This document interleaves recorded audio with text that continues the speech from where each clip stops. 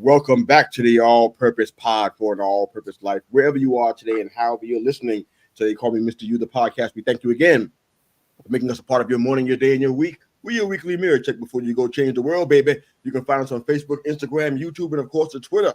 Download, subscribe to our show, like, share, subscribe. Football Talk with Bo is in the building. Good morning, brother. How you doing, man? Good. How about you, bro? Fantastic. It doesn't look like it, doesn't feel like it, but that's what I'm saying. That's my testimony. I'm sticking with it. But a lot to talk about, man. A lot going on. You have a good weekend, though? Let's try to get that out of the way before we start hitting hard all this sports stuff. Yeah. No, it was a good weekend. It, did a little research for one of my spots that I'm going to do on the sports bar series, and caught the Washington-Oregon game, which that was every bit of what a top 10 game should look like. So it was a good game. I got some bits and pieces. You got some stuff on that. Maybe we can bring it a little bit, but but yeah, this is today our show was designed today just to talk about the direction of the Giants. That's where I had intended to go. It's going to be a little bit more difficult today because I didn't get a chance to catch the show.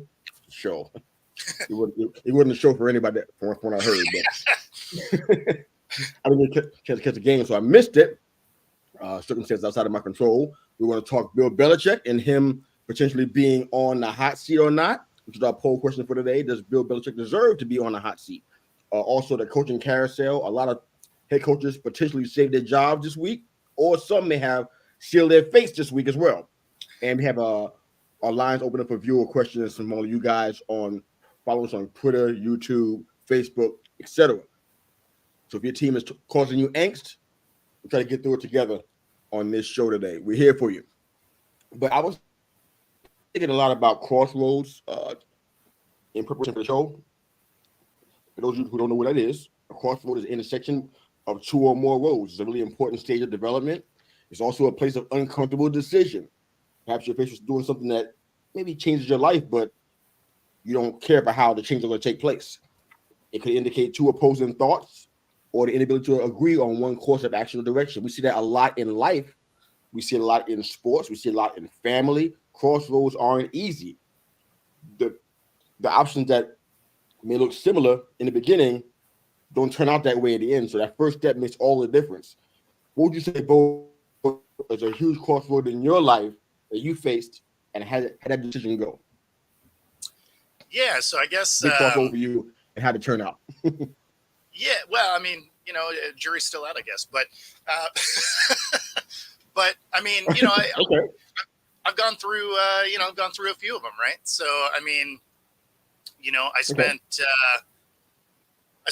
almost 20 years in the automotive field, owned my own shop, had lots of certifications, won awards, all this stuff, right? And the building that I had ended up being in a spot that became very popular here in Washington for wineries. And the building that I had ended up becoming too expensive to stay in. Well, the closest building I could find was a couple cities away. And there's a funny thing when you have a location-based business. If you move across the street, right, it's visible from where you are. If you move across the street, you're going to lose 10, 15% of your business. Even though it's across the street, because they're just nobody to look. Like if you were on the left, they're not going to look to the right. They're going to look to the left and be like, oh, your sign's gone. And then they move on with their life. So if you move somewhere else in the same city, you can lose somewhere between 20 and 30%. If you move another to a neighboring city, you can lose upwards of 50 to 60%. If you move a couple cities away, you basically start over. And so after years of owning this business, I was playing around with, do I really want to start over? Because the closest place I could find was miles away. It was literally three cities away. And so I ended up closing it down and leaving the automotive industry as a whole.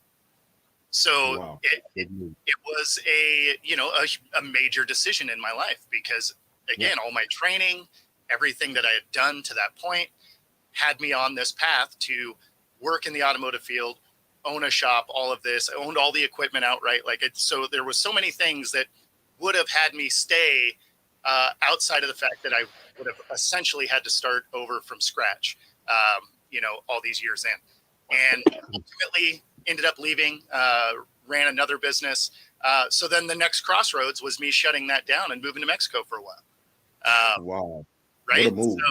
So that was after I had that business open for 5 years. Was just like, okay, let's see how Mexico is. And that's why I say jury's still out, right? Because now we just moved back to the Seattle area, and I'm at another crossroads of what it is I'm going to do moving forward. Well, I know some of what you're trying to do, and I'm pretty excited for you, man. I think it's going to work out really well based on your work ethic and your character. I think it's going to be great. I got a couple of crossroads. I'm trying to find a shorter version of these because one of the biggest ones most folks know, or they heard any of the story or heard any of the podcasts, especially the early seasons, I guess 1 and 2 and some of 3, you hear about, I'm born and raised in New York City. That was my home for the majority of my life. Moved down. I was doing music up there. I had a recording contract with a couple of friends of mine. We were in a singing group together. We were doing R&B and hip hop. I think we're better than most people out there, but that's just my opinion. I thought we did some stuff a lot better than others, but it didn't propel us to the top of anything because just of management and just a few other things going on. So we got screwed around by the record company, and we decided to move down to South Carolina, 2 of us. It wasn't a strategic move. It was just like, we got to go somewhere and regroup, start, getting back to being creative again, producing, and kind of just, getting away from the grind of the city because it was just kind of getting to us emotionally, and and bad things were starting to happen, put it like that. So we had to get out of there. So we made an impulsive move to move with one of the guys in the group, his sister, and move down to South Carolina, which was like nothing I ever thought of before. It didn't make any sense. Nothing about South Carolina appealed to me. I didn't know anybody down there. All of my relatives had already passed away. There was no reason for me to be down here whatsoever. But it was strategic, and it was a big move. And I ended up, having a huge family that my wife and I made together here. And I think around 2020 would be a big crossroads because everything dried up work-wise. My job with the government, everything dried up. And it was like, it's so easy to go back home then. You're like, oh, man, everything's it's tailor-made for you to go back home. Yep. Yeah, but home wasn't the right answer, though. And long story short, I ended up staying, and a lot of incredible things happened, one of which is this show. I know it's just a podcast to some people, but for me, it was a new lease on life, a new opportunity to kind of find a different part of myself that I didn't know was there before, and kind of explore that. So for me, the jury's still out too, because the podcast could always go belly up, and things can happen, and you never know. It may not be what I thought, but I like how things are looking. I like the direction that we're going in. I love what we do every Monday morning, brother. It's a blessing to me. And my wife, if she was here, she'd tell you the same thing. You're a blessing to her too, just by doing this. And there's some other opportunities that are coming along through. They call me Mr. You, the podcast. So it's really been a blessing, man. So this is a crossroad we haven't seen the end of it yet, but I'm seeing a lot of good things along the journey, man. And at the end of the day, somebody wise, and they always fight over who the coach should be attributed to, but they always said the journey is the destination.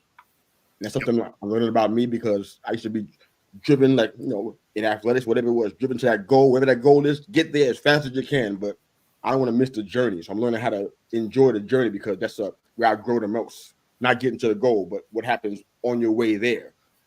So family, sports, life, we all face this kind of stuff. So it's always a big part of the journey. Your favorite team is probably facing the same thing. It's probably at a crossroad. What do we do now? We're here. It's not what we thought. What do we do now? I heard a quote from my old favorite NFL coach, Tom Coughlin. He was talking to Brian Daboll, and he said, people were asking Coach Coughlin, what should Brian Daboll do because things aren't looking so well? Okay. His response was, keep doing the same thing that you're doing. I know Giants fans are cringing everywhere, but listen to that in perspective. He said, keep doing what you're doing, because tough teams and tough people last. Tough situations don't. So what he was telling Coach Daboll and the fans that were asking the question is, tough people made the uncomfortable choice rather than take the easiest path. Is that what's happening with the Giants? We can discuss that, but that's kind of where we are. So our poll question again, for those that may have missed it, does Patriots head coach Bill Belichick deserve to be on the hot seat? We'll break it down at the end of the show for today, but does Bill Belichick deserve to be on the hot seat? Hit us up with your response to that, either hopefully not on Twitter, but hopefully on YouTube, so we can see it and talk about it during the show. So does Bill Belichick deserve to be on the hot seat? If you guys are listening, you're friends of the show, please go ahead and share that question with your guys, and I'll link to the YouTube, and they can jump on and join us today. So how about college football, man? Any quick hits today? I didn't watch any college football. I was in conference the entire weekend, so I missed everything except some of what you talking about with Oregon and Washington. You want to break it down a little bit, or are we going to move forward? Yeah, I mean, I didn't watch a lot of college just because I was, out there doing some research. So I just caught part of that Washington Husky game. I missed the first quarter and a half, but it was an awesome game because Wow. it was everything that you wanted out of it, right? It was 7 versus 8, and that game came together exactly how that should be, right? Like their lead changes, they were beating each other up. Like it was everything you wanted out of that football game. And then as a Husky fan, it ended right, with the dub. But it worked out for you then, huh? well, I mean, but my Hawks didn't get one, so I had to, had to enjoy one of the games anyway. But yeah, no, it was a good game. If you didn't see it, it is one worth watching. We'll put it that way. Yeah. Well, I got to see, and I know I talked about it offline because I was in between conference, and I was just feeding for sports at this point. I mean, I love our business. I love what we do. I love the people that we serve, but I was feeding for sports right around Saturday afternoon. I was hurting already. But surprised, I didn't know Colorado was on. So I got a chance to see some of that. Friday night was a late Friday night. Yep. I got to see a good bit of the third quarter. And shockingly enough, Colorado did the same thing that you and I have been talking about for how many weeks now? Since season started. The same pattern. Yep. At the end, Dion is asking similar questions, same demeanor. I'm like, we're not, nothing's changing here. We're still at the same place that we were. Yeah, penalty wise, it discipline, was worse. We're still talking about it was worse. Penalty wise, 11 penalties a game. How bad was it? I want to say there was 17. You what? For 130, something like that. I'm gonna double check. But yeah, I Please, believe it was, that is ridiculous. it is insane. Insane. 17. Wow. Okay. See, this is what we've been talking about. Everybody's on Twitter talking about Coach Prime be behind you, and I ain't got nothing against him. The fact that he was a Cowboy is not something I'm waving a flag about. But I mean, come on, this is crazy. I mean, I was just about the Travis Hunter thing. We talked about that several weeks ago about him playing both sides. I'm like, guys like Charles Woodson with Michigan, he did that sparingly. It wasn't a regular gig for him to be doing that. You risk injury when you're doing that kind of stuff. But also, what I noticed, I took note of, is that you also risk something else besides injury. You risk being competent on both sides. If you spread so thin, you're not honing your craft so much in one area. You're kind of moving around. Those guys that are always called the all-purpose guys, or the Swiss Army knives, whatever. You never hear much about them as time goes on, and talk about Hall of Fame. You don't hear much about those names. Those guys are just plug and play, put them in different places and whatnot, and they don't always do one thing really well. That's just my opinion. You might have stats to prove me wrong. I'm cool with that. But my eyes don't recall people in that spot having long careers where they do one thing well and makes them above the rest. Using him in this way, it's nice and everything here and there, maybe in certain games, but every game, at this kind of rate, I don't like the chances of him staying healthy. And I said that before about Travis Hunter. I don't like chances of him staying healthy for an entire football season. I don't like it. You can't use him like that. But they're doing that, and that's fine. But also what's happening is that it's lack of discipline too. from his part and on the entire team. And we've seen it play out again and again. They just the run defense, which is pretty awful. It's been awful for a minute. But the discipline part too. I mean, those penalties make you lose games. I think they played a part in this game too. Yeah, so it did end up being 17 for 127 yards. So, my goodness. That'll lose you a game. Because when you look at the rest of the stats, right, they're almost identical. So total yards, Stanford 523 to 532, passing yards 399 to 400, rushing yards 124 to 132. So this is like the first rushing game that was decent. And then yards per play, 5.9 to 6.4. So, I mean, when it comes to that, they were very balanced. 30 first downs to 33 first downs, right? Neither one of them converted on fourth down. Third down efficiency was relatively close. Both had 3 punts. Colorado had an interception, but the biggest standout is just undisciplined play. 17 penalties for 127 yards. If you're giving up over 100 yards, you're basically conceding a score because one of those is going to be a huge play. Like you can't, there's no way that every one of those was like a 5-yarder. Like some of those were definitely, ones that impacted the game. So, I mean, again, it's just discipline. It's frustrating football to watch. We'll put it that way. Absolutely. I was just tired of seeing the same thing play out over. I mean, I almost could predict it. I'm like, I know what's going to happen here. Didn't Shador throw like 50 times? Oh, I'm sure. Let's see. We got. I was pretty positive he threw 50 times. 48. Yeah, in 48. That game. 48. Okay. Yeah, 48 for 400 yards, 5 touchdowns. I mean, the stat line's amazing. So that's what you're going for, but that wasn't supposed to be the plan, was it? What the running game seemed to be not involved in these games. It's definitely not. It's riding on Shador's arm. Like, how long do you think this can last? I mean, everything that they're trying to do, it all has a short shelf life to it. Yeah, and it's like, and they just rolling with it. And Dion is frustrated. He's about to lose his mind in the post-game conferences. It's like this plan is not good, and I'm sure that some coaches are going to get fired. It's only a matter of time. I mean, like that's tough. It's the first year of it, so it's the first year of this thing. Awesome that does he have a first-year face in the post-game conference? Well, he brings his own media circus, so that's on him. But I don't think any of his staff really gets let go after 1 year, especially when you figure it was a 1-win team last year. They're ultimately probably going to be a bowl-eligible team. So, I mean, I don't think anybody lets go. Like, that is a leaps and bounds jump forward from where they were. So he's bringing in a lot.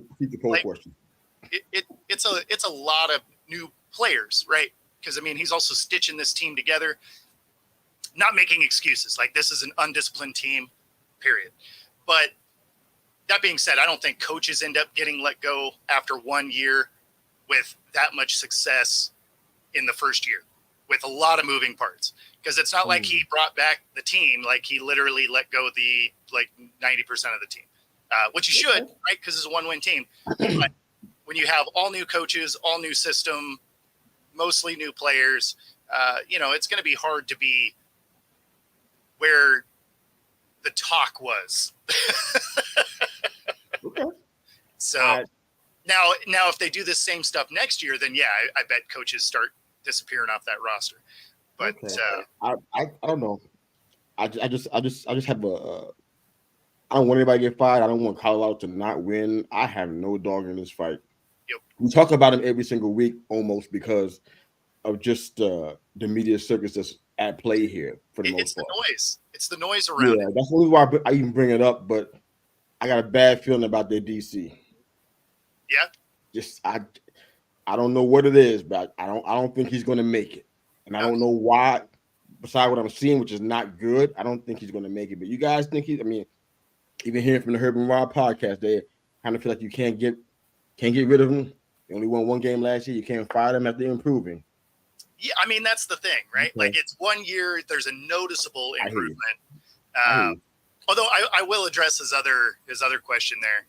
If Washington loses to Oregon in the championship, do they get left out? Yeah, there will only be one Pac-12 representative in that national title conversation. So if they do lose, then Oregon would end up getting that nod because they'd be the conference champion in that scenario. Here's my question for you. I don't even want to talk about that. Here's my question for you. All right. There's two quarterbacks in this game. Yep. Both going into the draft, I think, right? Should be, yeah. Or at least Oregon. Who's I think both of them would actually still have a year of eligibility, but I think they're both going to ultimately go. Who do you like more there? I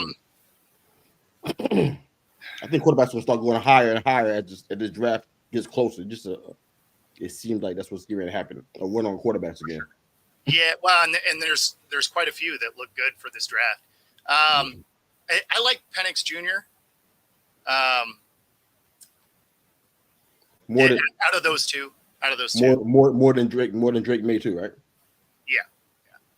Yeah. I mean, and it's funny because I might actually take him over Caleb, but just because I like the style of play a little different. Yeah, that's something that we. I think you might want to mark that one down, put a pin in that one. No. It has to do with where kind of offense you would want to run, right? We're going to touch it now. I'm just saying, put a pin on it. We're going to talk about it again in a week or two. I think that everybody's saying Caleb. I'm like, yeah, everybody's not saying Caleb. Just the normal voices are saying that. Number one, yeah, that's not what I'm saying. Even put it like that. Yeah, so I want to go into who I like the most out of the quarterbacks. So help me remember that, man, for future. Because I'm guaranteed to let that slip my mind since we in NFL season so much. I might miss that one. So help me out with that, please. Let's go into our power rankings, man. Top 10. Full disclosure, my top 7 hasn't changed. I kept it the same. Yeah. Despite all that happened. I'll go ahead and run through mine first from 1 to 10 this time, so you can see the changes at the bottom. And you can go ahead and jump in and get yours. So at number 1, I still got the Niners. Despite the surprise L to the Browns yesterday.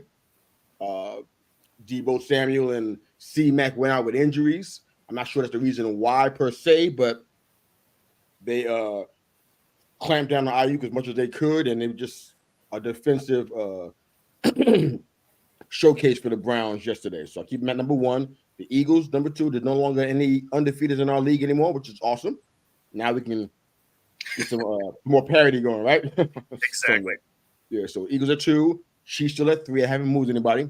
Lions at 4. I couldn't raise them up past the Chiefs, so they're still at 4. The Dolphins at 5. Couldn't take them any higher. The Bills at 6. I didn't get to watch the game, but I'm probably going to explode anyhow. Heard that they won last night. 7. Got the Cowboys still there, despite their game tonight. I don't think a win is going to move them out of that spot for this week. At 8, I got the Jags. Poured them back into the top 10. I think they earned it. They're playing some really stellar ball. I don't know what's going to happen with Lawrence and the little injuries that he's dealing with right now. At 9, I got the Ravens. Brought them a little high from what I had on last week. There's still some issues that we can clearly see with the offense not clicking. Lamar was even less productive this week than he was in previous weeks.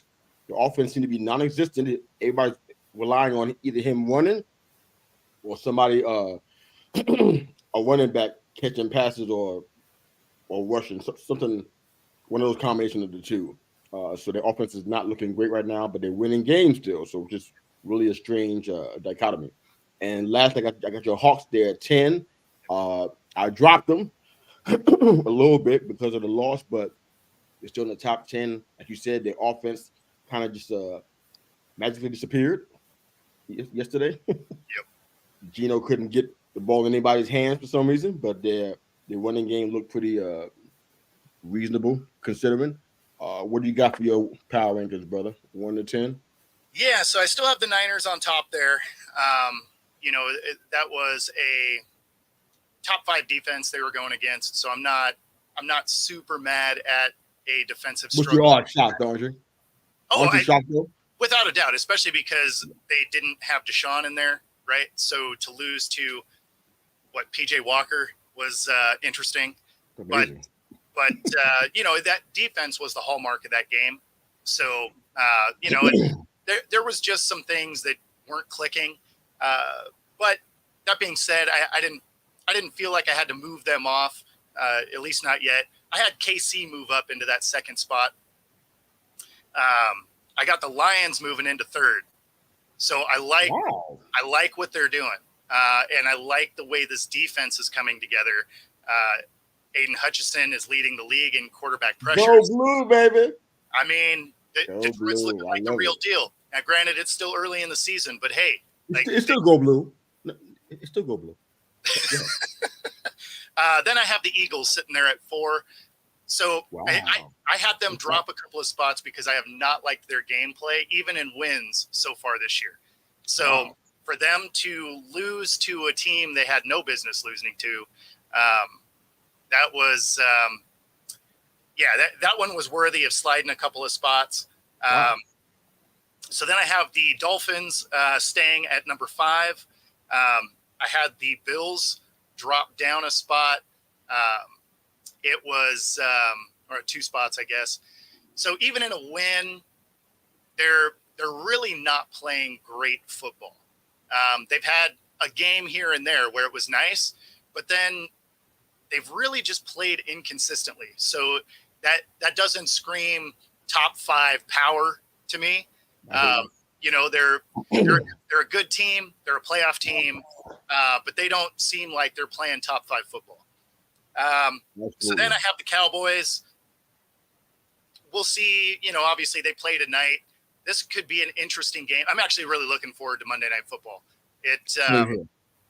There should be a lot of offensive firepower in this game. You got the Chargers that are putting up 400 yards a game and like 27 points a game, something like that, against the Cowboys that, let's be honest, has been inconsistent, but the Chargers don't have a good defense somehow. So there could be a lot of points in this game. So I think the Cowboys end up winning, and so they'll stay right there in that 7th spot. I have the Ravens at 8. To your point, like they haven't played their best football yet, but they've been getting wins, which is, it's interesting, but hey, dubs are dubs, right? So, so they stay there in the top 10. I have them at 8. I have the Jags popping back in. They look like they've figured some stuff out. So I have them at 9. And then I have my Hawks dropping to number 10. And, large in part because they had opportunities to win that game, and they just couldn't quite figure out how to close the deal. So they had scoring opportunities. Gino was real uncharacteristic in throwing some picks, as well as just kind of his decision-making was kind of off. So he ended up getting some sacks where he had guys open and he just didn't pull the trigger. So that is a question mark to me on if this will have lingering effects or if this was just something off of a bye week. They prepared in a way that didn't get them ready for this game. So it'll be interesting to see how they respond next week on whether or not they stay in the top 10 at all. Fair enough. Got some people chiming in. Good morning, Mom. Hey.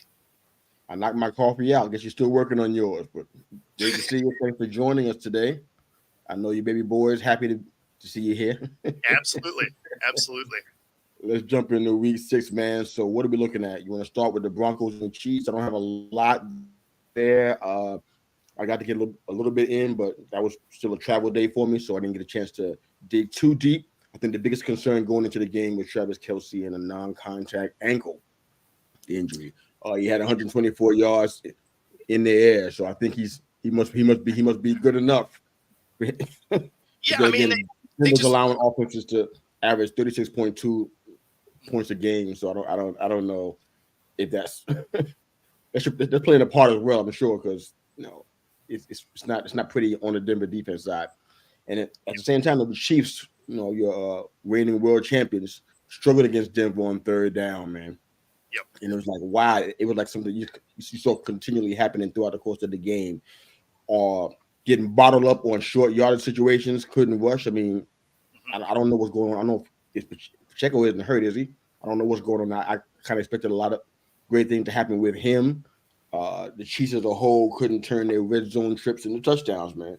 They had an inability to do that against the Broncos, which is like, wow, there's something really definitely going on there because the Broncos are usually getting run over by somebody. In most cases, we had one or two shootouts they had recently, but it was usually a team that didn't have a great defense or something else was going on. But I don't know what's happening here. The Chiefs are getting ready to drop down in my rankings too. I know they're still winning, but yeah, they're not looking great in doing so. What do you see from that game? It's funny though, because that game, it didn't make sense why the score was what it was, right? Mm-hmm. So when I rattle off some stats to you, let me know if this sounds like this shouldn't have been a blowout. All right. Okay. So we got 197 total yards to 389. Okay. Mm-hmm. Russ goes about half. Huh? That's almost half. Yeah. Russ had 82 passing yards versus 293. Rushing yards was pretty close. It was 115 to 96. Okay. First downs, 14 to 22. All right. Yeah. Third down efficiency. Neither one of them were great, right? It was 4 out of 10 versus 4 out of 13. Neither one of them converted on fourth down. And Denver had a fumble and 2 picks versus just the 1 pick. This game should have been out of hand based on those stats. So, I mean, kudos to the Denver defense to be able to bend and not break, right? Like they're giving up field goals instead of touchdowns. So, I mean, you call that a win for the unit. But, man, this Denver team's bad. Absolutely. You expected it to be a little bit of a battle because it's a divisional game, right? Divisional games are always something a little different.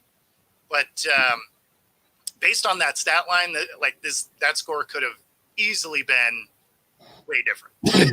I think with teams that are dealing with what they're dealing with on the offensive side, because they're both having some offensive struggles. They're not the same. One's a champion, the other one is not. But I really expected it to be a lot more of an emphasis on the running game. That's what I thought was going to happen. I mean, both of their starting running backs was Javonte Williams, who I'm really high on, and Isaiah Pacheco, who I'm also high on. They barely had 100 yards between them. And I'm like, that you better emphasize that more, especially because if not, what you have on your hands then is a Russell versus Mahomes. In this game, if you're the Broncos, that's not what you want. That's definitely not what you want. You want to be matched up against Mahomes, hoping that you're going to outpass him. That's not what you want if you're Russell Wilson. That's not what you want if you're Sean Payton. At least I don't think that's what you should want. So emphasis should be on the running game, but that's not what happened. They tried to do it in the air, and I think Russell had 95 yards, I think it was. Yeah, something like that. 22 attempts. So that means he didn't even throw as much as he normally threw. So what was happening here? So I mean, this a lot. This Broncos team is they're going to be in trouble if they're not already. But how they doing the Ravens and the Titans? I don't have much that we haven't already discussed. What was it? Ravens and the Titans. I don't have much more that we haven't already discussed already. This is no. I mean that more or less went how I thought it'd go. It was a Ravens win. I knew that the Titans were going to put up a fight, right? But not get it done just because that offense really hasn't clicked since it's been assembled. But they have a decent. What happened? I don't know. People were telling me about D-Hop and all that. And again, I hate to keep going back to our little conscience that we had, but we're talking about D-Hop, whether he was better off with the Titans or the Patriots. I'm still holding the line, baby. I'm saying the same thing I said before. I'm like, the Titans have twice as many wins as the Pats. I mean, will we have had the? Come on, man. You know, it's not because of him. No, that's what this is. No, This is it's not about how many wins they have. It's not about the dubs. How much of it is because of him? How much of it did he make? Nothing. Well, and it's almost inconsequential. Well, it's why Vegas didn't move the needle on the win total either when he got there. Yes, but if he was on the other side, would it have been better? No, it didn't sound like. No, it sounded like it was going to be exactly the same. It sounded like so I guess Vegas was like, D-Hop's done, I guess, because he didn't move the needle in the projection for either team. So Mac Jones would have appreciated him a little bit more than what he had going on over there right now. Mac Jones has to stay. I don't care what Vegas says. That's not but come on. He's got to stay off the ground long enough to throw the ball. D-Hop in that game had one catch for 20 yards. That was it. Well, the thing that's crazy to me is, like, in this game, Henry almost had 100 yards, but really Henry has been quiet, right? Like, he hasn't been the dominant runner that you expect. Tannehill just isn't getting it done. I mean, not that I thought Tannehill was great or anything, but you got to be able to produce more than 100 yards passing. I mean, people love the big bruising running back. I mean, honestly, I enjoyed it to some degree with some of the stuff that we had in New York back in the day with Jacobs and Bradshaw and guys like that were, between the tackles guys, didn't mind hitting somebody in the mouth. But there's a price to be paid for that. There's a cost that comes with that. You can't have somebody 6'4", 200 and whatever pounds running into folks and there's no lingering effects. There's no impact, And it's like he's starting to show his age now. It's like it's really starting to see a decline. Dare I say it? And I think he's in a contract situation here now. I think. Yeah. So this is the last year for him and Tannehill, I believe. In fact, D-Hop was a 1-year deal also. So this could be a full. Oh, it was a 2-year deal with an option. Yeah, that's why I say it was basically a 1 year. Like they could walk away at the end of the season if they want. Okay. I mean, it looks like they're ready to blow this thing up. This team's getting ready to change. Yep. I have no idea into what, but they get ready to change. All right. Anything quick on the Commanders and the Falcons? I got nothing on that. No, I thought the Commanders were the better team and would get that done. But I was curious because the Falcons ended up signing Van Jefferson, and I wasn't sure if they're going to bring that new toy out. Granted, they can't really throw the ball that much, so it's not like I was that worried about it. But yeah, I mean, that was another one where I was like, yeah, I think the Commanders bounce back and get this one done. I mean, there was Ritter was tossing the ball all over the field. The unfortunate part is that 3 of those balls went to the other team. Exactly. Yeah, no, he hasn't played great football either. So no, but I think that he's doing enough that they can kind of figure some things out with him. So I personally am not giving up on him yet. I think he has a lot of promise. I don't want to spend too much time on the Vikings and the Bears because there's not a whole lot to talk about there. I think the part because Field got sacked 4 times, had a right hand injury, which is like, that's not good. So, and the Vikings, as per the entire season, they've been having trouble keeping drives going. 2 of 13 third downs. I'm like, wow, and wow. The crazy part to me was Cousins off the field, waived his no trade clause. What does that tell us? He's ready to go. Oh my goodness gracious! I don't know who can afford him is the thing. Like unless the Vikings are just going to eat a bunch of the contract, which basically says, hey, we're throwing in the towel on the season. The teams that I don't think they're get it 3-3. Well, they would if they got rid of Cousins, though. No, I'm talking about the Commanders. Oh. I thought you meant. I was just thinking, where could he go?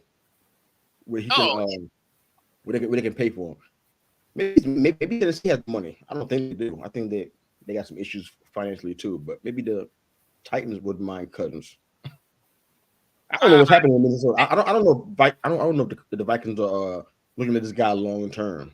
Well, He no, did. this is a contract. This is a Huh? contract year for Cousins also. So at the end of the season, he's up for a new contract anyway.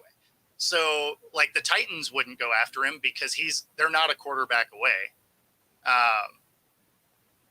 So I mean that wouldn't really, like, the teams that could really use him can't afford him, and the teams that can afford him don't need it. So I mean, even though he waives his trade clause, unless the Vikings are literally going to eat almost all of the contract, which we've seen some of that happen this year. So it's within the realm of possibilities, but it would be a surprise. Yeah, I'm sitting there thinking, I'm like, why did I say the Commanders? I have no idea. Cousins is not going back there. No, not at all. Why did I say that? 0 times. 0 times. I have no idea why I didn't came out of my mouth. I think I was thinking about just the game itself and didn't get off of that. So forgive me, guys. That's kind of where I am. Nothing but a fall going on here today. So let's move on. I don't know where Cousins is going, but that's an interesting question for us to ponder. What team could make a move or would want to make a move for him? I have no idea right now, but maybe something we can talk about. Maybe we can put a pin in that one too. So where's Cousins going to end up? Yeah. You want to grab that one for us too? Yeah, I got you. Keep me honest with that one. Seahawks and the Bengals. You want to put a little time in on that one? You got it, brother. Run with it, baby. That one was frustrating. Well, shouldn't take long then. Okay. Yeah, no, I mean, so there was some good things to take away from it. One of them was the defense looked really sharp. They were able to limit things across the middle, keep the running game in check, limited the amount of points they were able to put up. So from the defensive side of the ball, it was very encouraging. From the offensive side of the ball, it was probably one of Geno's most frustrating games out, because not only was balls off target, decision-making wasn't great, but some of them were, because he threw a couple of picks, you could see he became gun shy, and there was an opportunity at the end of the game where they could have went for a possible, go-ahead touchdown to win that game, where he doesn't pull the trigger, ends up getting sacked. But when you look at the film on it, it was wide open, and he had the ability to step into the pocket and throw the ball. So hopefully this is a one-off. He was having a bad day. There's obviously the ridiculous, anytime he has any sort of slip up at all, it's immediately get Geno out of there. He's terrible. It's hilarious. Like, you've never had a bad day at work? Like, come on. Let's reel the crazy in a little bit. Besides, what's your answer to that? Because Drew Lock wasn't even in the game, right? Like, he wasn't even right. He got an ankle injury. He couldn't have played anyway. Like, some of the fans losing their mind on it is hilarious. Now, if he strings a few of them together, sure, then you have a conversation, right? But this is one bad game. They're sitting at 3-2. Like, they're fine. They're still a top 10 power ranking type of team. Of the 3-2 teams, they're definitely the best one. And they had opportunities to win that game, so it's not like they got blown out. They hung, a Bengals team that absolutely destroyed the Cardinals, right? And the Cardinals play everybody tough. So Smith was throwing that ball a whole lot more than Joe Burrow was. For sure. The numbers are almost double what Burrow was doing. You said, including interceptions, but yeah. So I mean, it's one of those. Let's pump the brakes on the panic button here. This team is okay. Okay. Well, the next few games they got on their schedule are going to kind of indicate that for us. There's no doubt. Well, and that's why I say it really comes down to how they respond from this game. Like, is this something that Geno is moving into, or was this just a bad day at work? And we're 5 days away from finding out. Well, let history answer that for you. Well, I mean, just think about that. Let's move on to the Niners and the Browns. So you kind of can't do that, though. Why not? Because he because he didn't You play. can't know what you saw. Why not? Because he didn't play for 6 of them. He wasn't a starter. So you're comparing last season. I'm not comparing anything. No. I'm just saying. No. So Use all of the evidence. if we're gonna go through history, right? So we have to use last year, and then we have to use his 2 years with the Jets, because the rest of the time he wasn't a starter. So there's only so much you can really draw from. Now, if you average the two, you're rolling the dice. But the fact that he wasn't a starter doesn't help this at all. Come on, let's keep going. Let's keep going, man. Come on, Niners and Browns. We come back to, we talk about him every week. Go on, get Niners and the Browns. Surprised or not surprised, man? I was shocked. Surprised for sure. I thought something was wrong with my phone. I'm like, what happened? Did everybody stop playing and go home while the Browns were on the field? What happened? How'd they have a lead? That defense. I mean, they came out with a defensive strategy that worked. It was impressive. This is without Debo and C-Mac now, just to be fair. I think that kind of changes some things, but you felt like they dominated regardless of that? Or was it because of those things? What do you think? Well, I mean, McCaffrey still ended up with 11 carries for 43 yards. So, I mean, before he ended up leaving the game, I mean, it's not like he was a non-factor at all. But, yeah, I mean, it's just one of those. They had a really good defensive scheme, and PJ Walker was able to do just enough, right? Like, he was able to find Cooper for, what he had 4 touches for over 100 yards. Their running game was decent. So, I mean, they were able to do some things that people haven't been able to do against this Niners team. And, I give it a lot of credit to the scheme, because, I mean, this Browns team is a good team. They haven't played well, Absolutely. But they have a lot of talent on that team, and they have a top 5 defense. So, like, I'm not mad at the loss. I was surprised by it, obviously. Yeah. They're very close to being in my top 10, but I kind of struggle with it sometimes. But, excuse me, Purdy, I think he's been perfect so far in his career up to this game. First 10 regular season starts, highest passer rating in league history for any quarterback through 10 games, 121.1. Yep. So he's looking fantastic. The Browns kept him off balance, though, man. Had him at 44%. Yep. Just completed 12 or 27. So they were doing something. So just like you said, scheme played a big part. He's well below his average of 72. He rolled below that in this game, 44. So the Browns did some awesome things against him. Real quick on the Saints and the Texans, real quick. I had a so-called hot take about the Texans. They're going to win 7 to 8 games.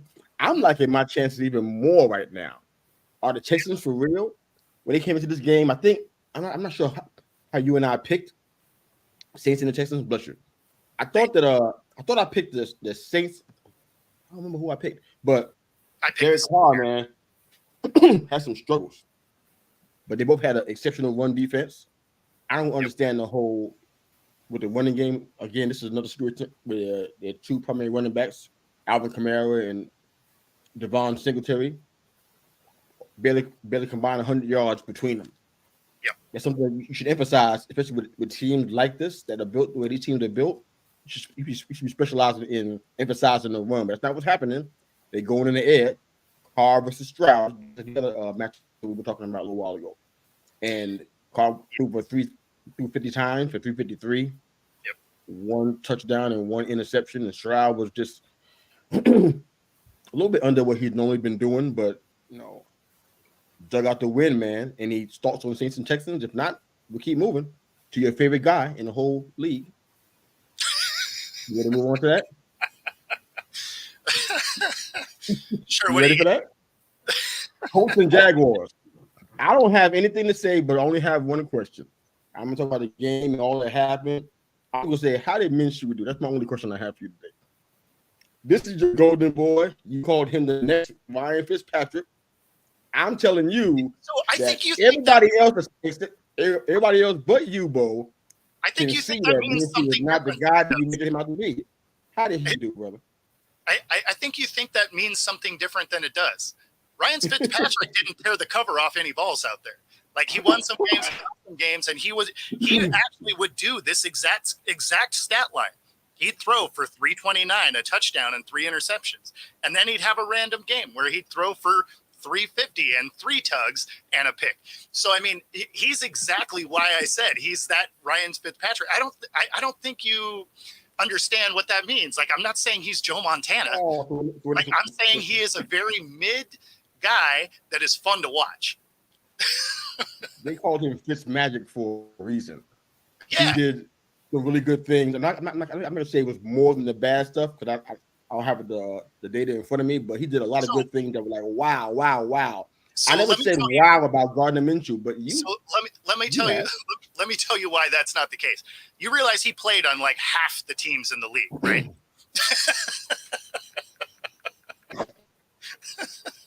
Literally at least a third of the team. So it's although he had moments where they gave him that Fitzmagic name where he'd throw some crazy ball that would make it through a tight window. He'd also have a lot of games where he would throw picks. And so, yeah, I think you think that means something different than it does. Like you're not going to win championships with him, but it is going to be entertaining. Going by what I heard. Perhaps I misinterpreted them. I don't know what I heard. I won't spend too much time on the Panthers and the Dolphins because there's really not a whole lot to talk about. Yeah, there's nothing to talk next about. Week, I'm gonna break down the Panthers. I got some friends out here in Carolina that want to hear about the Panthers. They want to hear something that they can't see on the TV screen. So I'm going to try to offer some insights, I guess. But we're not going to break that team down next week and see if we can kind of figure out what's going on, what needs to happen. Maybe they need to make some adjustments. Maybe going back into the draft and going heavy is a good idea. I don't know how, because a buddy of mine reminded me of they don't have a first round pick. So they're all going right. So it's going to be interesting. I'm a man of my word. We're going to break down the Panthers next week. For all you guys that are listening to Panthers fans or have some commentary, we're ready for it. Please join us. They are winless going into 7 games. So, all right. I ain't touching the Pats and the Raiders. I think we're going to come back to that because we're going to be talking Belichick at the end here. But it also the Lions and the Bucks. I think you and I kind of knew this would potentially happen. Yeah. And the Buccaneers kind of did what I expected. I wasn't really, they had a 3-1 record going into this game. I never felt like they had an offense that was like, wow, you can hang with anybody. I never felt that way. You even said it on a different show that, you like Baker and you thought that he would do this and that. I don't know how you feel about that now, but for me, I'm not a Baker fan in general because you don't know what you ever get. You sure you said you like Baker?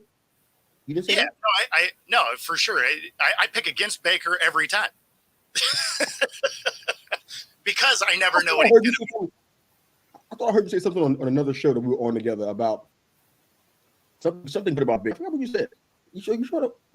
Seriously now, come on. I mean seriously. Oh, no, without a doubt. I can tell you. I can tell you unequivocally that wouldn't have come out of my face because Baker is that guy where you don't know what he's going to do. He can come out and have a good game, and then he can come out and just be absolutely terrible, and you never know. Which is why I always pick against a Baker-led team because I never know what team is going to screw up. Copy that. Let's move on. All right, let's skip over to the Cardinals and the Rams. Not much to add there. With the Pats and the Raiders, we'll come back to that when we talk about Belichick. Let's just move past that part. All right, Eagles and Jets. So here, wow. We were talking about the Eagles. I'm keeping all the NFC East rivalry and hate out of it. This is just me being unbiased here. They haven't been playing good football, but they've been winning games, and they were undefeated going into this game. Yep. I don't know how you get such good fortune, but that's what they had going on. The Jets defense got them. They got them yesterday. Oh yeah, they were a 6.5 point favorite. They got them, and I think the -4 in turnovers definitely didn't help or hurt the cause. Yeah, for the Jets anyway. I mean, they didn't have Sauce, and they didn't have DJ. They didn't even have their starters, and still pulled this game out. And you kind of felt like what could potentially happen. I mean, I wouldn't go as far to call it a trap game, but it was like these guys have been skating by for a little while. not really tested in some areas. I feel like they got tested with against the Pats. I just knew the Pats were going to win that game. So I keep harkening back to it. It was probably one of Mac Jones' best performances this year. I keep on harkening back to that. And I'm not a Pats fan, just something that just stuck in my head. So I'm trying to tell the Eagles were, huh? The Pats played the Jets. No. I'm talking about the Eagles. Eagles played the Jets. Yeah, I'm talking about the Eagles when they played the Pats earlier this season. Oh, earlier this season. Oh, okay. That was a really good test. I brought that game up because I haven't seen the Eagles have that much of a test. Because they were struggling with themselves more than anything. But this is the first time they really got tested on the defensive side, and they didn't stand up against it. And Hurts didn't come through. And it's like, wow. I wonder what this means, because they spent all this time kind of riding, and now they ran into a team that shouldn't have won. And the times when the Eagles defense is usually clutch, especially in the second half, they weren't clutch this time. I just wonder if this is an anomaly or this is a sign of things to come. Any thoughts, Eagles, at all? You don't have to. I'm just. Yeah, I mean, like we've talked about in other shows, like they have not played good football, but they were finding ways to win. And, this is one of those where they finally got caught. The Jets had a great defensive scheme for them. Obviously, they have an elite defense anyway. And turnovers become the factor, right? He throws 3 picks. The running game was really a non-factor. Jalen Hurts was their lead rusher. So, I mean, they really just didn't play good football top to bottom. So, they deserved to lose that game. And they came up against defense that, exposed some things that they weren't able to accomplish. So do I think there's a blueprint for the Eagles? No. Again, that's a top 5 defense. So I like baking. Podcast with the coach this morning he said, Bo didn't say he likes baking. He said he likes baking. He throws down in the kitchen. On the grill. I'm not a baker, but on the grill, yeah, definitely. Well, I'm going to stand by what I said, because he said something complimentary about bacon on one of these shows we were on, and I'm determined to find out what that was, because I know I heard that. If you can find it, let me know, because I ain't said it. You said he was great. I think it was just something in regards to this pick 'em. I just don't remember what it was you said. But you picked the Lions, but if you can find it, let me know, because the odds are low. Because I really don't pick a Baker-led team, because again, I just think he's going to be the problem most of the time. Copy that. All right, well, I'm gonna let you 1 point on the Giants and the Bears. I didn't watch the game. I got a lot of stuff inside of me regarding the Giants, period. So I don't want to go off into a tangent. We don't have time for that. And also, programming note, we'll do the coaching carousel next week. We don't have time for it now. We had too much fun, so we'll do the coaching carousel. We'll forward that to next week.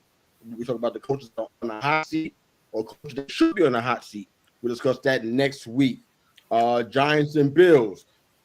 Last time I checked, I was coherent and awake and alert.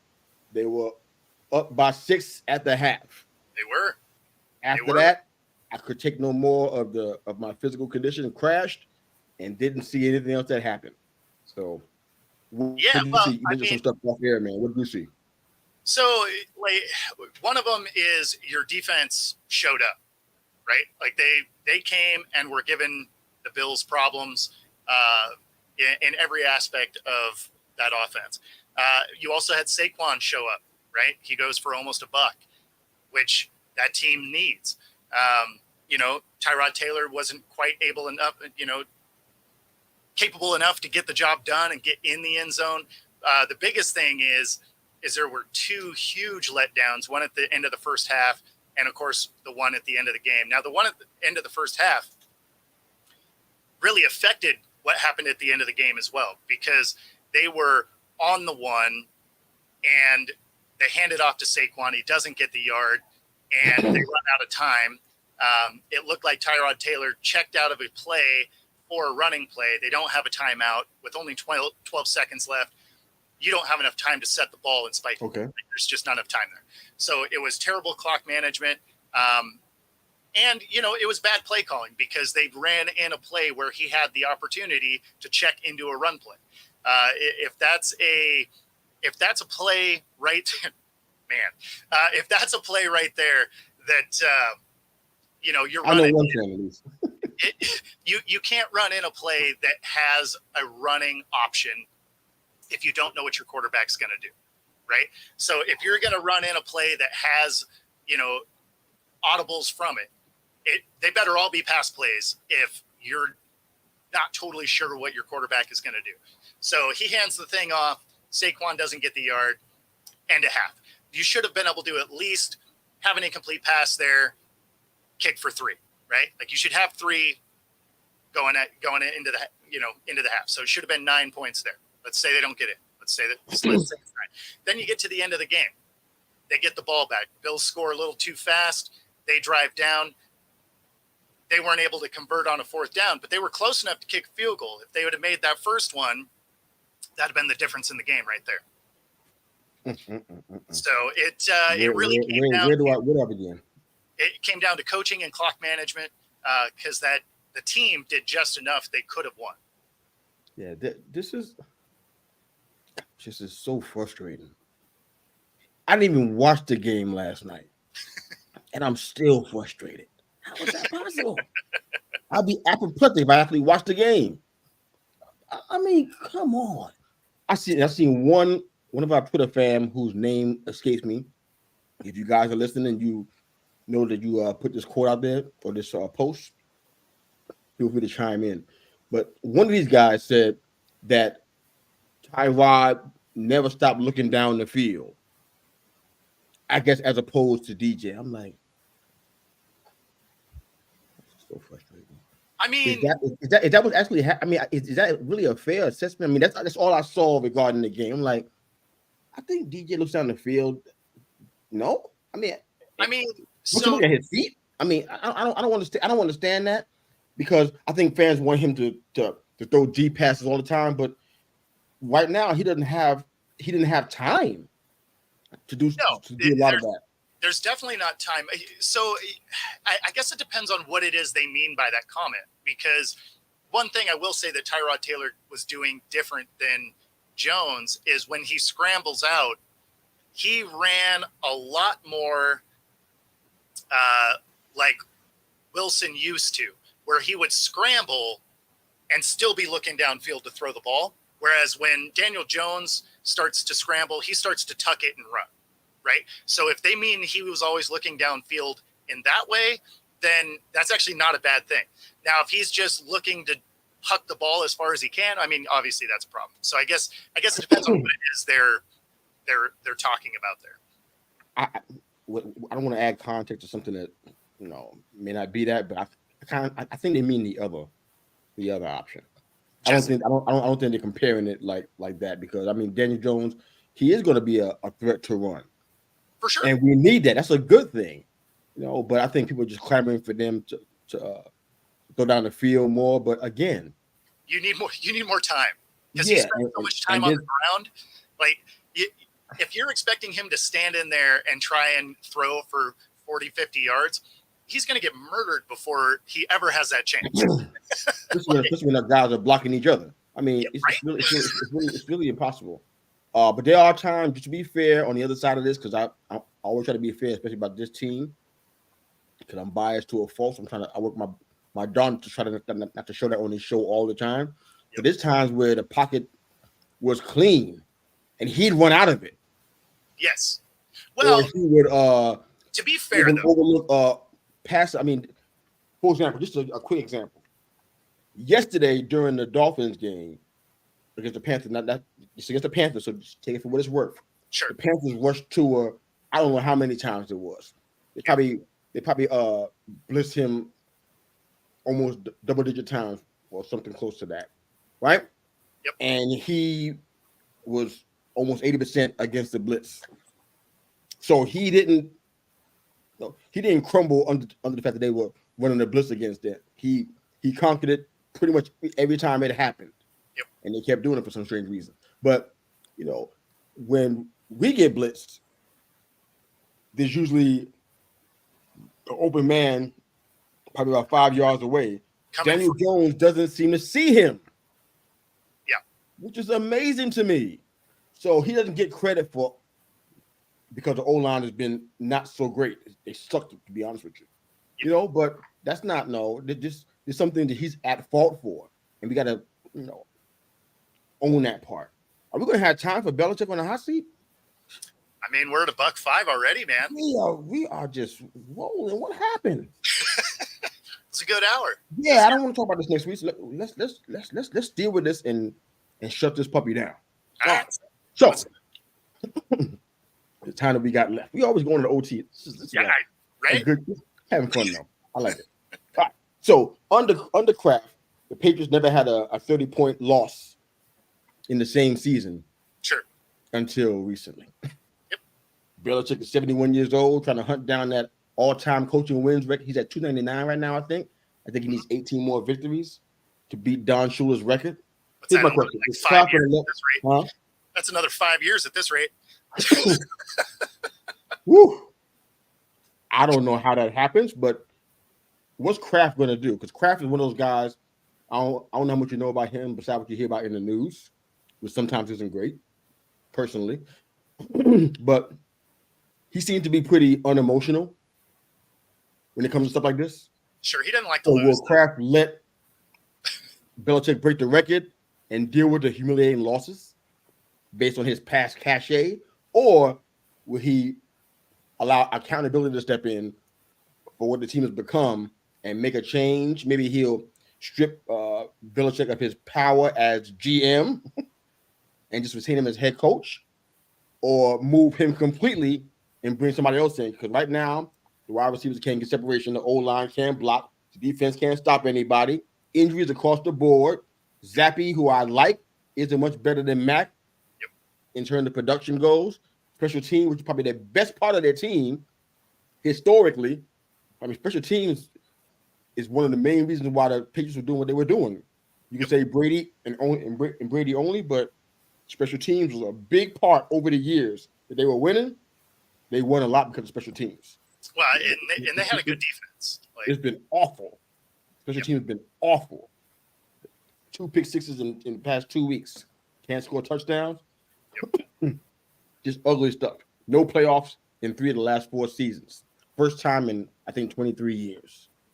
Yeah, I mean, I think they're going to finish last. Huh? What's that? Okay. So they're probably going to finish last in the East for the first time in 23 years. Yep. What's the deal, bro? Yeah, so I think Kraft has enough loyalty that I think he'll give Bill a chance to right the ship. I think he would probably strip him of his GM role and see if they can get some personnel in there that can help the situation and let Bill be Bill as far as a coach. Now, if Belichick won't allow that to, if he won't give that up. Yeah, like if he won't give up that GM role, then I think you have to move on, right? Because I think the GM of Bill Belichick is going to get the coach Bill Belichick fired. So it's one of those, they just don't have the personnel. Kraft is loyal, but he's not going to be patient, certainly not long enough for, Belichick to get that all-time win record at the wins that they're kicking off. That'd be another, 5-10 years at this rate. So even if you figure they're a 5-win team at this point, somehow they snag some wins.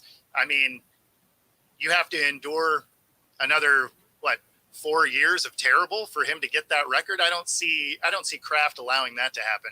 So this is one of those where they will probably strip him of the GM role and allow him to just be the head coach.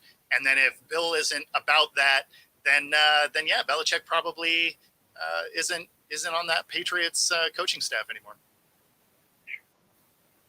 Honestly, just looking over this, 2 things come to mind. One, I don't know where Belichick would be able to go if he's not here anymore. I mean, it's not he's too old to coach, because he's not. I'm sure he can keep doing that. I guess I wonder who would want to take him on, who want to bring him in as a head coach. He kind of has a college football quality to him. If that makes sense at all, where he can be. He's in a kind of in that age group, and people wouldn't mind that in that scenario. But in the NFL, I'm like, who would bring him on as a head coach and be willing to take whatever comes with it? And then on my second question is I can't gauge Kraft on this one. Yep. I personally, if I was him, I would strip him of the GM role and get it to somebody else and let Belichick kind of focus on one thing as opposed to two things. Yep. That's what I think what I would do. But this record is so bad, and it feels as though I don't know if the players are even into him anymore. I can't really tell. I don't have enough data for that. But that'd be my first thought. But I don't know where he would go if he wasn't here. Well, I mean, here's a list of some teams that are probably going to need a coach. No. I don't mean who needs a coach. I'm talking about who would bring him in there. That's not the same thing. It's different. No, but that's what I mean. Is there's some teams that could actually use the fact that he is one of the best defensive minds out there. So if you were to, okay, who you got? If you were to move on from Brandon Staley and say you don't have Kellen Moore be your interim head coach, maybe you go get Bill Belichick, because what's the one thing that team isn't good at? It's defense, right? You already have an offensive play caller. How about the Bears then? That's the case. Chicago. For sure. Chicago could work. History. They got some pedigree there. Right? You could go, you could go with you could go with the Panthers. Panthers could use some defense. Certainly the Raiders could use some defensive help. How would that work? You get replaced by your mentor. The best part about that is Brady's a part owner. So then he'd have to. Oh my goodness! Man, I forgot about that part. Just the storyline around how that would be fantastic. That's what like yourself. That would be funny. Now I'm your boss. Oh wow! Right? That could be hilarious. I would love that. That's funny. Ooh, we're having so much fun with that, man. That is 100% the type of dysfunction that the Raiders would sign up for too. So that seems like a very Raiders possibility. Plus, then he'd get Jimmy G back too. Like, there's so many things that are just not quite right about that scenario that would be awesome for what we do. I have a much longer list than that, but again, we don't have time. I do too. I just was going over the ones that could potentially use Bill Belichick. The other ones, I don't think he's a good fit. Ooh, let's play with that next week.